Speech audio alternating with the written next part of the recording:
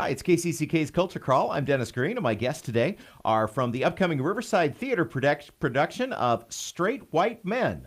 Nina Morrison is the director, not a straight white man, to the best of my knowledge, and Michael Francis, who's in the cast. And Guilty. Okay, all right. So you're outnumbered, Nina, slightly. I can handle it. Here, as is society in general, I guess.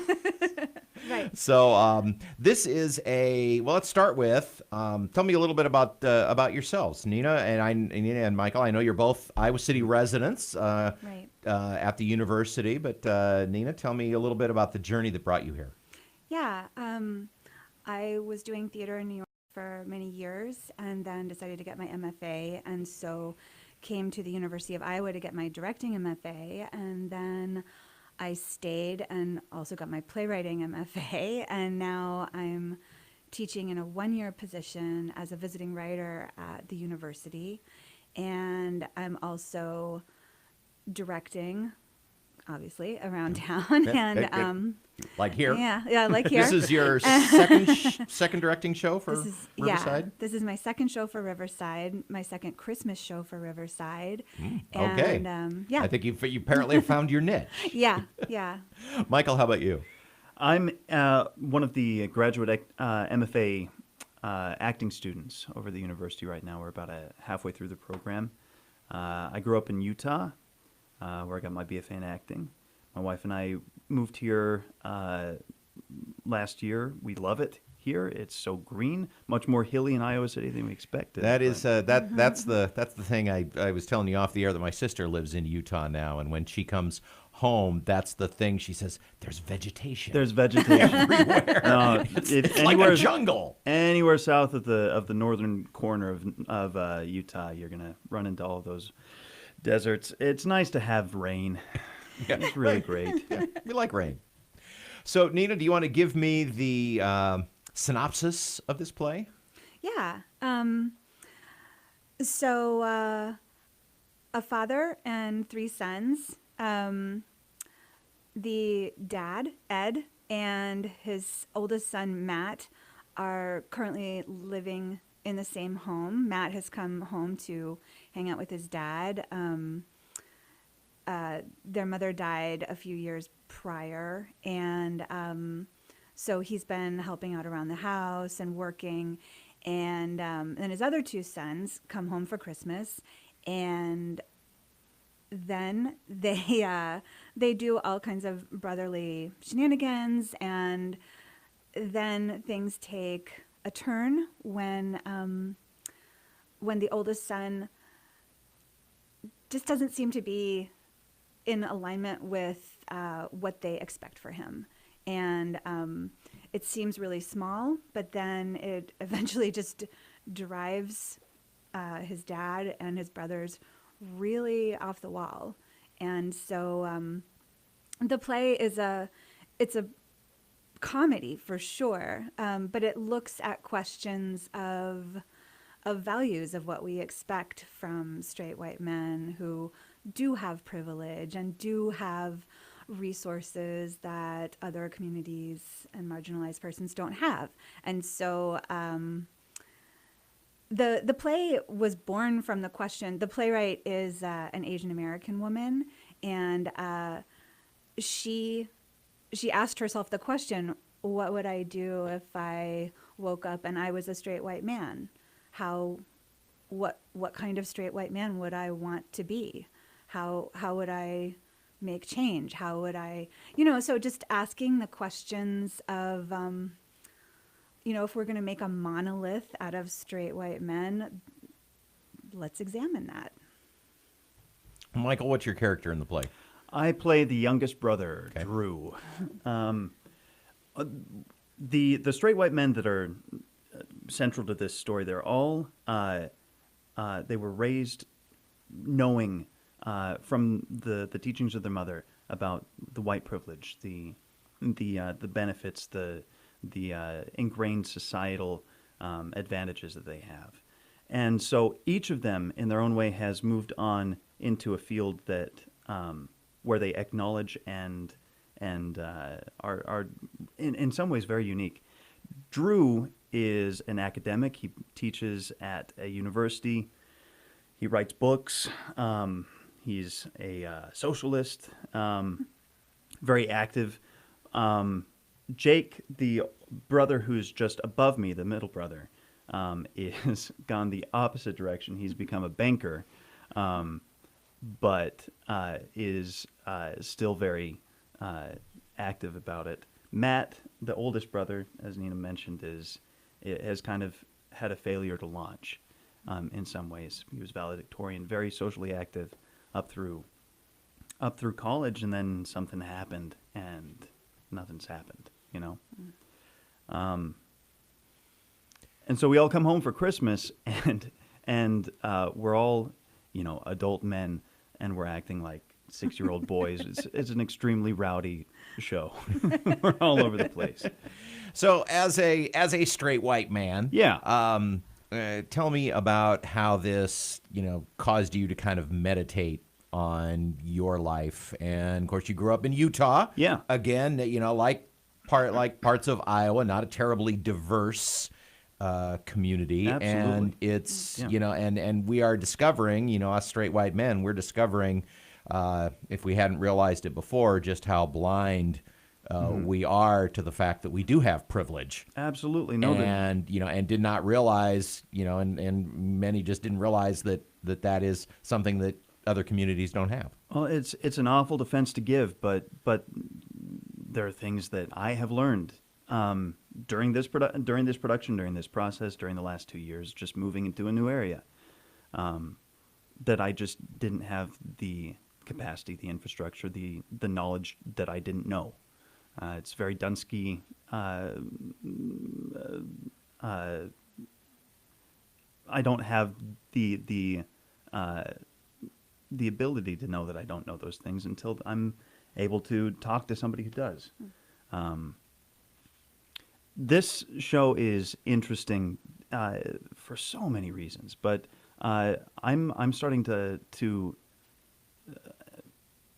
think about what is worth the fight. How to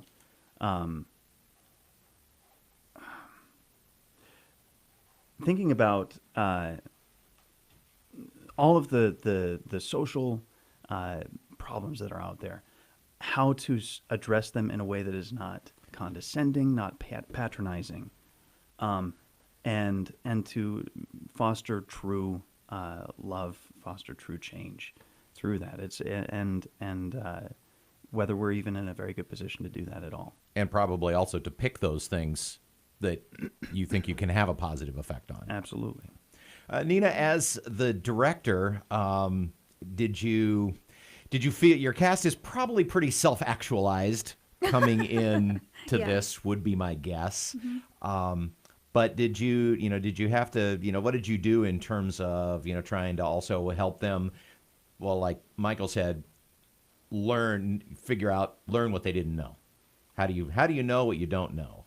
Right. Or, Yeah. I don't know. I don't know what I don't know, and then how can I learn it? Yeah. This, a cast of pretty liberal actors, they did come in with a lot of sensitivity. It's almost been the opposite, where I've had to. A lot of my direction is like, be grosser, be a little less sensitive. They'll say things like, I don't know, can I do this? Or absolutely, yes. Like, please do this. You're just in your living room. And we want a sense of the comfort that these men live in, when it's just the four of them together, and they, the ease, to give a sense of the ease through which they move through the world with, and the ways that they don't have to think about their actions, but also the working on them just being brothers. Like, let's see you act like 6-year-olds. Let's see you, because that's what most people do. It's like a little bit of regression when you go home.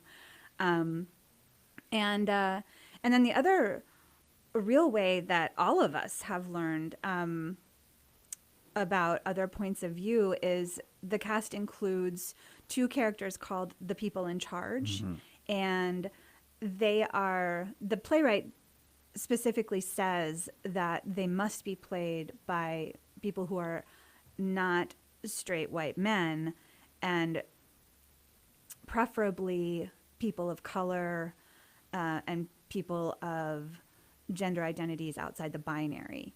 So we have our people in charge are Divine Huff, a black woman, and Jamie Nevins, a non-binary gendered person, and hearing their takes on the script and just the insight that comes from them during rehearsals about all the facets of the production has been really illuminating for all of us, to say, oh yeah, here are these other people who are, and in the context of the play, they are presenting the play for the audience. They're saying, hey, we're going to look at straight white men with compassion. We're going to look at their situation and think about, well, the exact same question that young Jean Lee was asking herself, which was, if I woke up and I was a straight white man, how would I want to be? And so that's been the presence of the people in charge, both in the play and in rehearsal, I think for us has been really wonderful, and has created an environment where we have to ask these questions. We have to look at it. There's no, we can't pretend that that's not part of this whole experience. It would be easy for your average straight white male playgoer to look at this and go, okay, no, hard pass, because Sure. I'm just going to get bashed. Why on earth would I go and see this, even if, I feel like I, want to have my consciousness raised? So, what do you Yeah. say to that person? Well, that's so funny. I've had that exact conversation with my brother because I think he would love this play. And he heard the title and said, Nina, first of all, you're doing another gender play. And then, and he was like, why? Oh yeah, straight white men are the problem, blah, blah, blah. We all heard it before.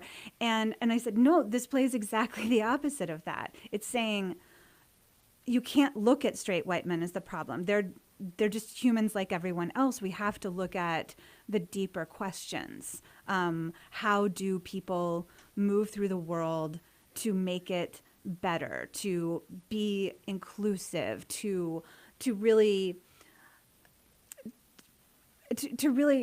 address the problems happening around us in a way that transcends our ideas of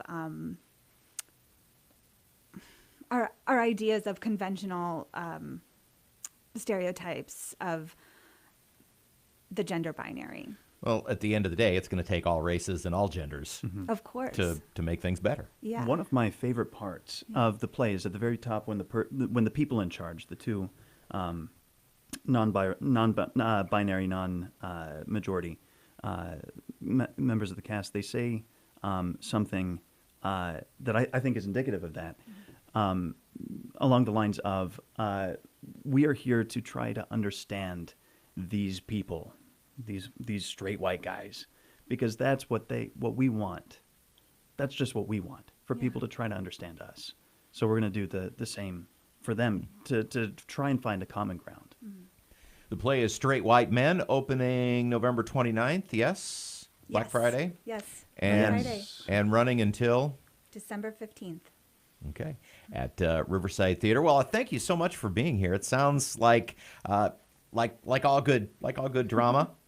You'll laugh, you'll cry, you'll ask yourself some questions on the way out, but hopefully have some fun doing it. Absolutely. Yes. Thanks so much for Been being great. here, and good luck with the run. I appreciate you. it. Thank you. Again, riversidetheater.org. If you'd like tickets or more information about Straight White Men, You can hear the Culture Crawl live on the radio most weekdays at 10:20, or download the podcast, watch or listen on your own schedule using your favorite podcast app or at kcck.org/culture. I'm Dennis Green, and I'll talk to you later.